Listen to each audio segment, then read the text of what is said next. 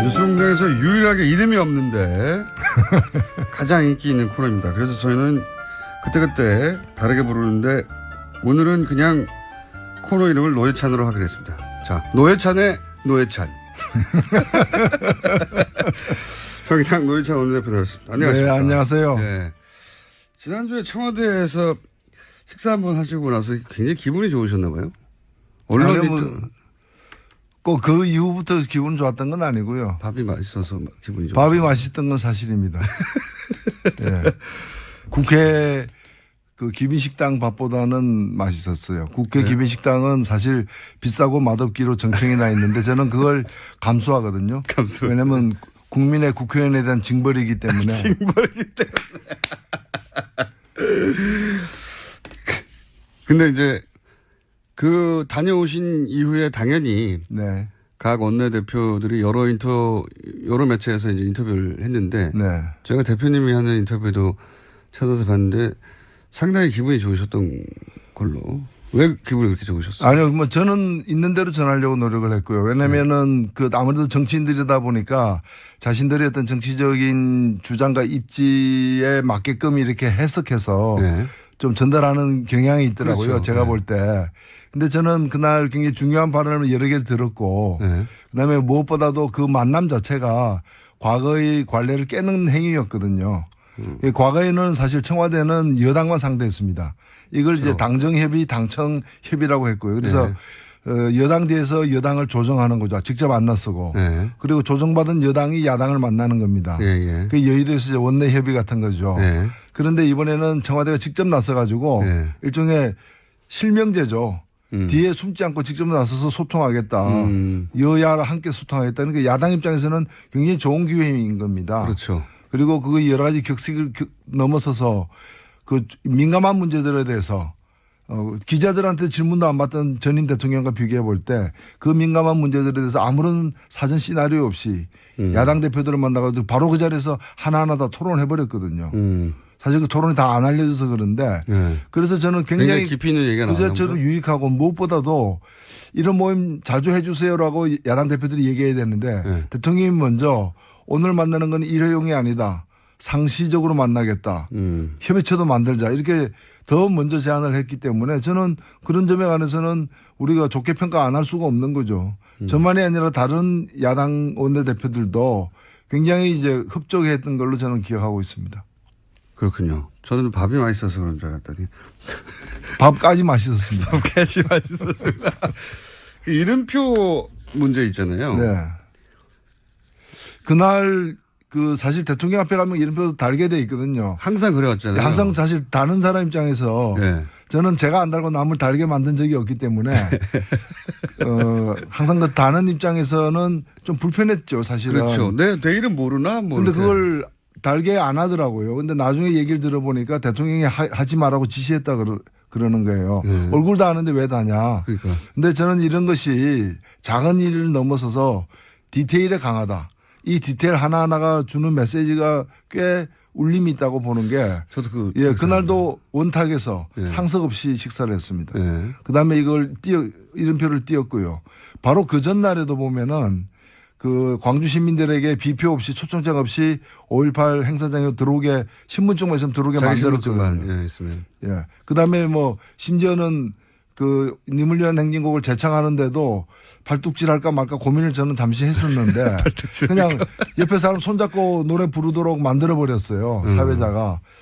그리고 그 합창단들도 그 중창을 했던 성악가들도 지역별 안배를 12명씩이나 한 것이거나. 그거 저도 놀랐습니다.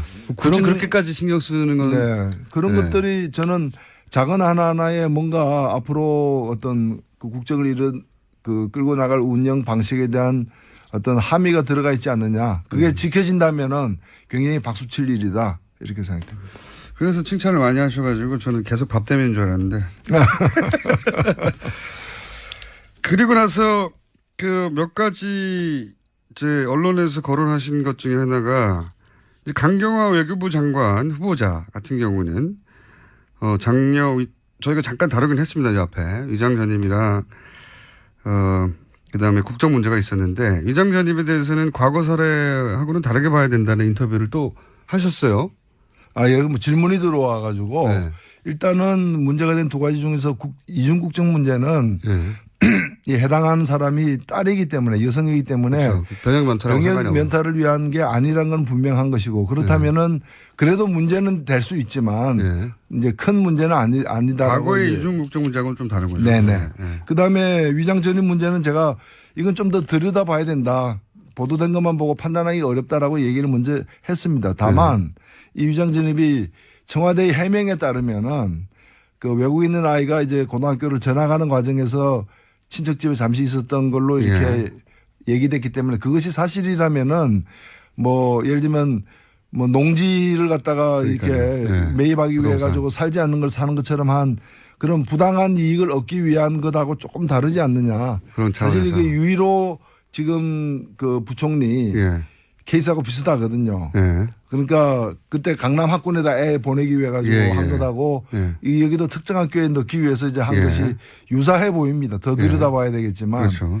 뭐 그래서 이게 좋은 학군에 보내기 위해서 그런 거냐 아니면 본인의 출신 학교였기 때문에 굳이 글로 보내려고 한 거냐. 네, 등등. 그런 점에서 좀 다르죠. 그래서 아무 문제 없다고 볼 수는 없어요. 어차피 위장 전입은 위장 전입이니까요. 그 그러나 자체로는, 여기에도 이제 경중이나 이런 건 좀 구분해야 되지 않느냐 뭐 그런 뜻이고 이것은 더민주당이기 때문이가 아니라 누구라도 다른 저는 뭐 자유한국당이라도 이런 케이스 이런 케이스만 있는 경우가 드물어서 그렇지 이런 케이스라면은 또 마찬가지로 저는 평가할 수 있다고 봅니다. 이게 과연 결격 사유인지는 인사청문회에서 본인이 직접 해명하는 게 그렇죠. 그리고 해명에 이제 따라 다른 무엇이 더 나올지는 지켜봐야 하는 것입니다. 맞습니다.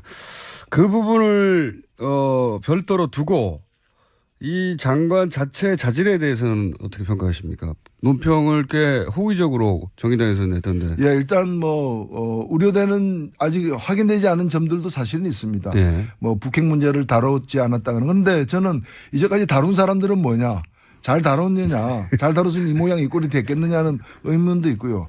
다만 이 외무고시 출신 아닌 사람, 특히 여성을 그 자리에 앉혔다는 것은 그냥 이 민간인을 갖다 국방부 장관 앉힌 것보다 더한 사실은 그 조직에 충격을 주는 일입니다. 조직 입장에서 그렇죠. 예. 그리고 외교부 장관이 외교를 갖다가 총괄 독단적으로 책임지는 자리는 아니기 때문에 무엇보다도 외교는 대통령이 책임지는 자리고 그다음에 국가안보실장이라는 여러 스텝들이 있기 때문에 저는 외교부 장관에 있어서 그동안에 이제 외무고시 출신으로 그 익숙한 사람 그리고 주로 보면 그 오랫동안 외교부에 있으면서 주로 이제 그냥 좀 미국에 치우친 그런 미국 라인이죠, 미국 라인. 그런 이제 어떤 뭐 정권의 대통령의 말보다는 어떤 미국 눈치를 더 보는 게 몸에 습관화되어 있는 그런 사람이 아닌 사람 쪽에서 됐다는 점에서 저는 그 자체만 놓고 보더라도 꽤 평가할 만하다. 평가할 만하다 이렇게 보는. 이제 첫 번째로 이낙연 총리 인사청문회가 시작되잖아요. 내일부터인가 그렇습니다. 인사청문회. 어떻게 전망하십니까? 인사청문위원회에서 정의당은 빠졌던데. 죄송합니다. 뭐 부덕의 소치인데 이게 지금 그 일반인들은 잘 모르시지만 국회 내에는 현재 그 일정한 공식이 있습니다. 그 공식에 의해서 이제 각 당에다가 이제 배분을 하는데 인사청문회법에 의해서 13명으로 돼 있고 정원이 13명을 나누면은 바른당이 32명이었을 때는 정의당에 1명이 옵니다. 인사청문회. 그런데 바른당에 12명이 절로 건너갔지 않습니까? 자유당으로. 그러면 바른당이 적어졌는데 오히려 그 공식대로 하면 정의당이 0명이 제로가 되는 거예요. 탈당파의 폐해를 유탄을 희한하게 정의당에 맞았네요. 그런데 이제 문제는 그 공식 자체에 있는 거죠. 사실 국고보조금 같은 경우에는 각 당에 얼마씩 다 나눠주고 나머지를 가지고 그 교섭단체라거나 의석수에 따라서 다시 배분을 추가로 하는데 그러면 13명이면 모든 당에게 1명씩 나눠주고 나머지를 가지고 의석이 많은 당에게 더 많이 주는 식으로 하면은 소외되는 당이 없게 되는데 공식이 그렇지 않다는 거예요. 그래서 제가 이 공식을 좀 바꿔야 된다라고 지금 문제 제기를 하고 있는 상황입니다. 그러네요. 아니 국민들의 민의를 반영한다는 의미에서도 정의당이 요즘 지지율이 다른 정당방 못지 않은데 비슷비슷한데요 다. 그러니까 우리 많이 달라는 건 아니고 최소한 어느 당이든 한석은 줘야 된다. 원내에 있다면은 우리 택시를 타도 보면 기본요금이라는 게 있잖아요. 뭐 500m 간다 그래가지고 500m만큼 요금 주는 게 아니라 기본 요금을 일단은 주잖아요. 그래서 기본 그 의석은 할당해야 된다 발언권은. 그 다음에는 이제 지지율에 따라서 의석에 따라서 되는 거다. 사실 지지율로 하면은 저희들이 한석 없고도 남죠, 사실은 지금. 한석이 뭡니까? 네. 지금 뭐 대선에서 이기고 얼마 안 됐기 때문에 민주당은 제외하고 말하면 나머지 정당의 지지율 차가 거의 없어요. 거의 비슷해요. 예, 거의 다 네. 비슷합니다. 도토리죠. 거의 비슷하기 때문에 사람들이 지지하는 정도로 나누자면 한석이 아니라 한 두세 석 얻어도 되는 상황인데 여간 인사청문회에서 정의당 청문위원이 현재 없는 상황입니다. 바른당에서 13명이 탈당하는 바람에. 전망은 어떻게 보십니까? 이낙연 총리 후보 인사청문회는. 아마 좀 시끄러울 것 같아요. 초반이니까. 예, 초반이니까. 어떻게든. 사실 지금 지지율을 말씀하셨습니다만은 특히 보수 야당들이 지지율이 지금 보면은 당의 존립에도 위태로운 그런 지지율이거든요. 자유한국당은 특히 심각하죠. 예. 국회는 100명이 넘는데. 그렇죠. 그리고 또 내부에 지금 여러 가지 그 당대표 선거 등의 어떤 그런 권력 암투가 이제 시작된 상황이기 예. 때문에 전통적으로 그래 왔지만은 그런 문제를 갖다가 해소시키는 위기에서 이제 빠져나오는 방법 중에 하나로 이 대여 투쟁을 갖다 강화하는 그렇죠. 그런 경향이 있어 왔습니다. 이번에도 그럴 걸로 보이고 그래서 여러 가지 사안에 대해서 예를 들면 위장 전입 한 건 있다 그러면 그것이 어떤 위장 전입인지 관계없이 그냥 최대한 또 화력을 집중한다거나 그렇겠죠. 이런 건데 지금 여러 건이 있는 것 같아요. 그 총리 내정자에 의해서 많이 해명은 사실 제가 볼 때 되어 가고 있는데 또 다른 여러 가지들이 또 나오고 있기 때문에 이걸 가지고 아마 갈 때까지는 가볼 것 같습니다. 갈 때까지는 가볼. 그게 이제 1회 문제 혹은 5회 정도 문제가 하더라도 어떻게든 100으로 보이게 만들고 싶어 하는 게 야당의 생리죠, 원래. 네. 그럼 더군다나 이제 정권 초에는 특히 심하잖아요. 특히. 사실 박근혜 정부 같은 경우에는 이 총리 내정자를 영거푸 이렇게 잘못된 사람을 내정하면서 이 청문회 가기도 전에 문제가 되고 이렇게 해가지고 사실 집권 초반에 그냥 다리에 힘이 빠지게 된 주요 계기가 되었었죠. 후보들의 문제가 기본적으로 많기도 했고요. 예. 근데 그러면서 지지율도 많이 이제 빠지기도 했고 그랬었는데 이번엔 또 이제 그렇게 만들려고 하겠죠. 예. 그런데 그렇게 절실하게 공격을 해야 되겠다고 야당이 마음먹지 않을 수 없는 게 보수 야당이 문재인 정부 지지율이 원래 출범 초기에 모든 정부가 높긴 하지만 과거에 그 수치하고 비교해도 유난히 높은 편이거든요. 인수위가 없어서 그런 점도 있는 것 같습니다. 그러니까 인수위라고 하는 좀 긴 빠지는 기간 없이 바로 임기를 시작해서 그런 것도 있는 것도 같고 또 실제 이제 그 이전 정권 박근혜 정부하고 너무 비교돼서 그런 것도 있는 것 같고요. 그런 조건이 주는 이득 말고 그 외에 이 최근의 공공행진 이유는 어떻게 분석하십니까? 제가 볼 때는 오랫동안 우리가 비정상에 젖어 있다가 그야말로 상식적이고 정상적인 그런 이제 통치행위가 이게 개시되었는데 그것이 오히려 훨씬 신선하고 충격적으로 다가오는 그런 효과가 아닌가. 그건 분명히 그런 그런가 하면은 오랫동안 이제 목말라 하다가 시원한 냉수 한 잔 마시면 달콤한 꿀 같잖아요. 이제 그런 효과처럼 보여져요. 사실 하나하나 놓고 보면은 이렇게 당연하고 이렇게 상식적인 걸 그동안 왜 안 했지 이런 의문이 드는 일들인데 해괴하고 희한한 일을 지금 벌이는 게 아니잖아요. 굉장히 정상적이고 인간적인 근데 하도 그 전에 비정상적이었고 몰상식적이었고 비인간적이었기 때문에 상식적이고 인간적이고 정상적인 일들이 귀해 보이기 때문에 그 효과가 아닌가. 그에 대한 만족도가 매우 높은 것 같습니다. 사실 득표로 따지면 유효 득표율이 대통령 직선제가 재개된 87년 이래 7번의 대통령 선거 중에서 문재인 후보는 가장 득표를 적게 하고 출발한 정부예요. 그럼에도 불구하고 그 어느 정부보다도 높은 어떤 초기 지지율을 보이는 이유는 하도 그동안에 올해도 한 12년간 이렇게 이 잘못된 비정상적인 상태로 우리가 살아왔기 때문에 그에 대한 어떤 가뭄의 단비 같은 효과를 느끼고 있는 게 아닌가 이렇게 생각됩니다. 얼마나 갈까요? 글쎄요. 네. 제가 볼 때는 이제 그래서 이미 이거 로드맵을 그래서 짠 것 같아요.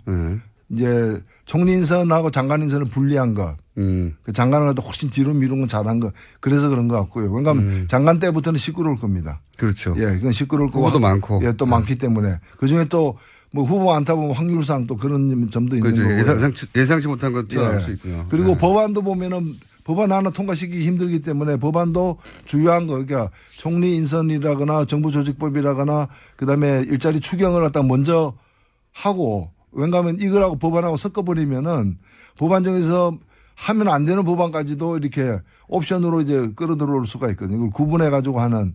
그런데 결과적으로 보면 시간이 지나고 여름 제가 볼 때는 장마는 시작될 것이다. 그때 이제 법안들 다루고 그다음에 장관들 다루게 될 때는 아마 현재 이제 이 다야 구도 속이 그 구조에서는 예. 좀 만만치 않은 일이 벌어질 수 시끌시끌하겠죠. 있다. 예. 그래서 오히려 초반에는 이렇게 그래서 초반에 개혁의 동력을 얻는 게 굉장히 중요한 거죠. 그렇죠. 그리고 상징적인 조치를 그래서 많이 한 것 같고요. 네. 국정 동력을 많이 확보해 두려고 하는 것 같고 실제 미디어를 참 잘 다뤄요 보면. 그런 생각 안 하십니까? 예를 들어서 지금 그 양산에 내려갔을 때 문재인 대통령이 이제 강아지를 이렇게 네. 쓰다듬는 사진이 이제 포탈에 네. 노출되지 않습니까? 청와대에서 제공했을 텐데 보통 청와대에서 제공하는 대통령 사진은 대통령 얼굴이 잘 나왔거나 또 근엄한 사진이거나 또는 뭐 다른 사람들보다 훨씬 돋보이게 만드는 사진이거나 이런 거를 주로 뽑아서 올리거든요.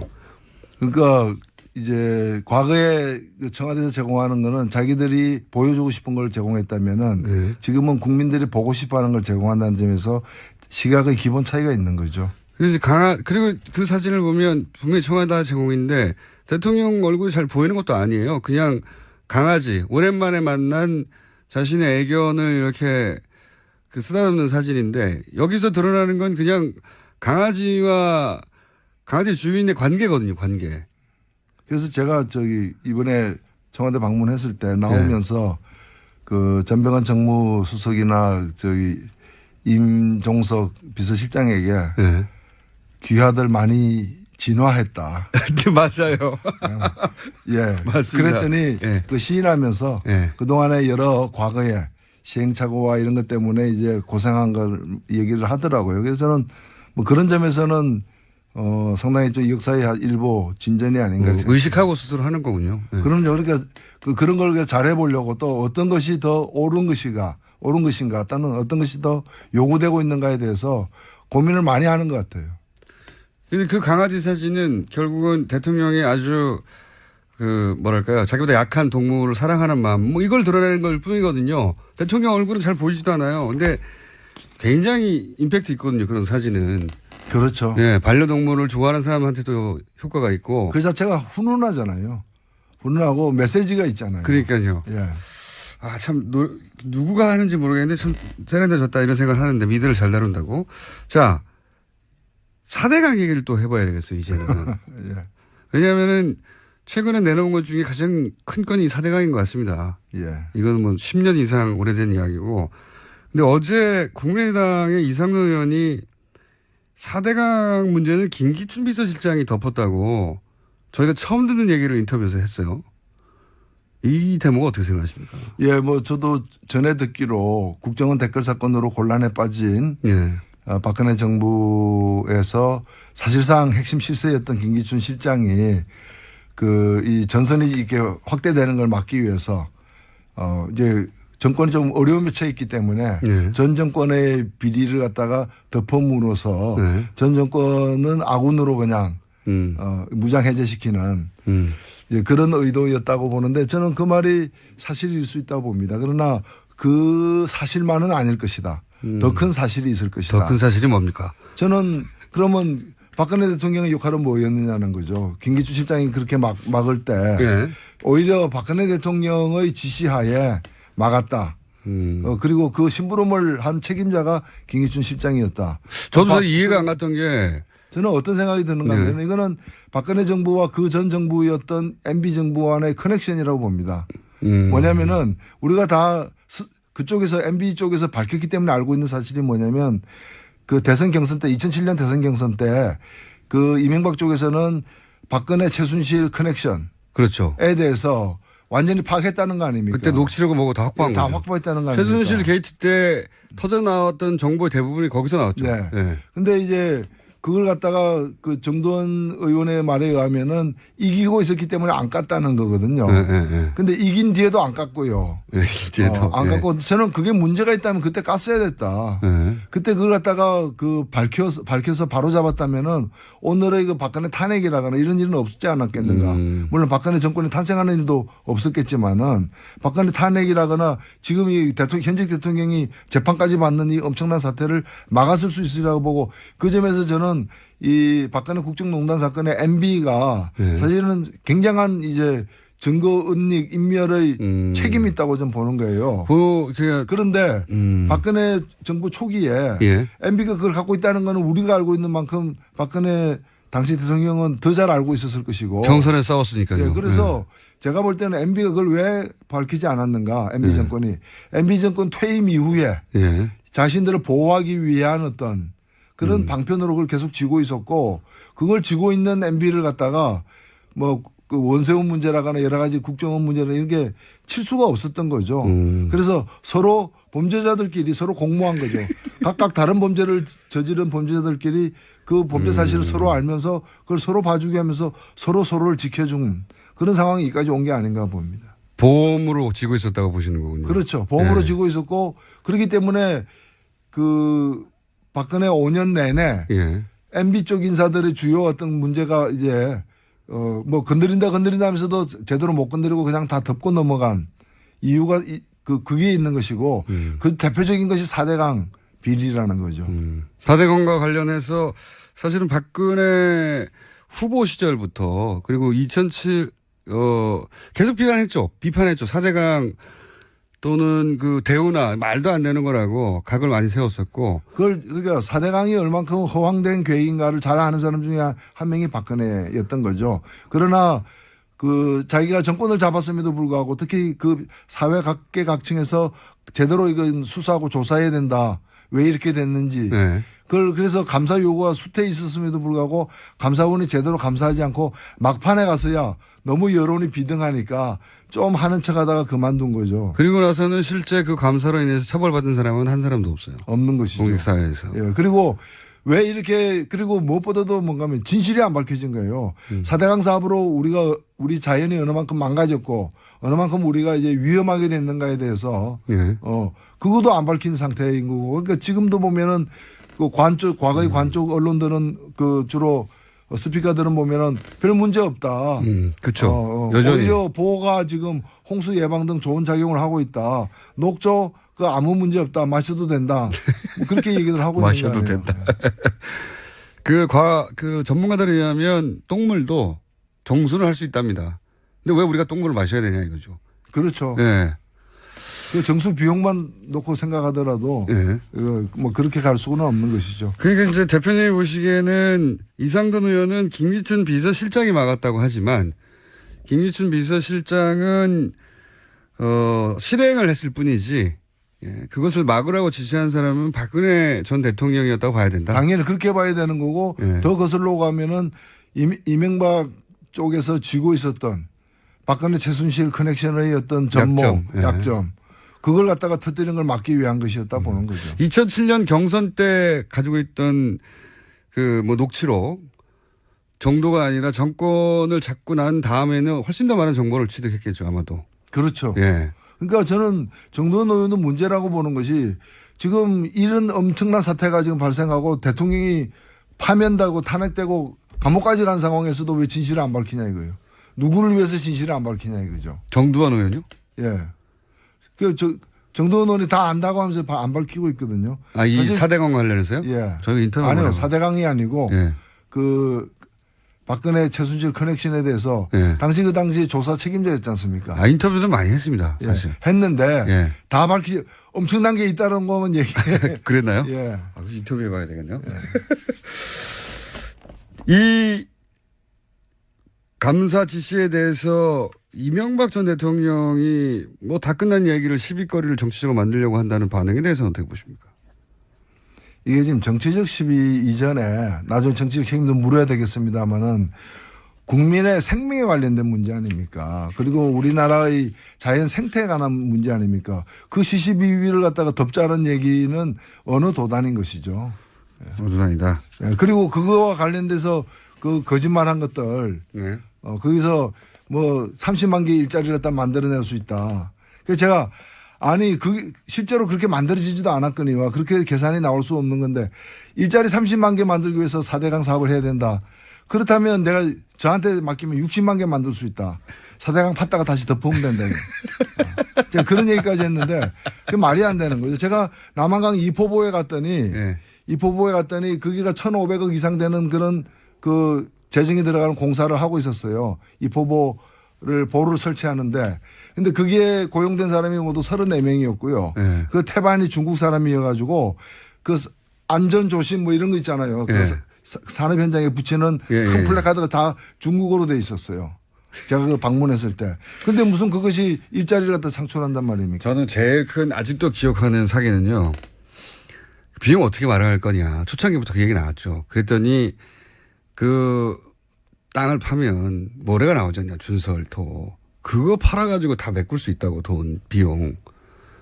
그거 기억나십니까? 네. 그랬는데 예. 그래서 준설한 그 낙동강변에 그 모래를 갖다가 예. 팔리지 않으니까 보관하는데 돈이 되는 거예요. 그러니까 그렇죠. 뭐 개인 땅에다가 그걸 갖다 와서 예. 하치를 해야 되니까 그것 때문에 골머리를 앓고 있다는 거 아닙니까? 그리고 모래가 이제 또 부족해 가니까 이제 모래를 또 수입에 의존해야 되는 것이고요. 그러니까 그 모래를 파서 모래 판 돈만으로 공사를 다 할 수 있다고 하는 사기를 쳤어요. 생각해보면 황당한 사기인데 다시 되짚어보면 엄청난 사기를 많이 쳤습니다. 사실 그 관련해서는 조금씩 얘기가 나오겠죠. 마지막으로 한 이제 가지만 시작이죠. 뭐. 한 가지만 더 여쭤볼게요. 정의당이 문재인 지지율이 너무 높아지다 보니까 정의당 지지율이 좀 빠졌습니다. 지난주만 하더라도 이제 3등 아싸 했는데 어떡합니까 이거. 예, 뭐 그렇다고 문재인 정부가 못하기를 기원해서는 안 될 것이고요. 저희들 나름대로 역할을 해야죠. 그러니까 진보 세력이 이 땅에 존재할 이유가 뭔가, 쓰임새가 뭔가에 대해서 그리고 그 정의당과 같은 당의 어떤 역할이 더 커질수록 우리 사회가 더 좋아진다는 걸 정의당의 노력으로 입증해 보이는 게 중요하다고 봅니다. 자, 오늘은 여기까지 해야 되겠습니다. 자, 여기까지 하고 오늘 코너 제목은 노회찬의 노회찬이었습니다. 다음 주는 무슨 제목일지 모르겠습니다. 지금까지 정의당 노회찬 원내대표였습니다. 감사합니다. 네, 고맙습니다.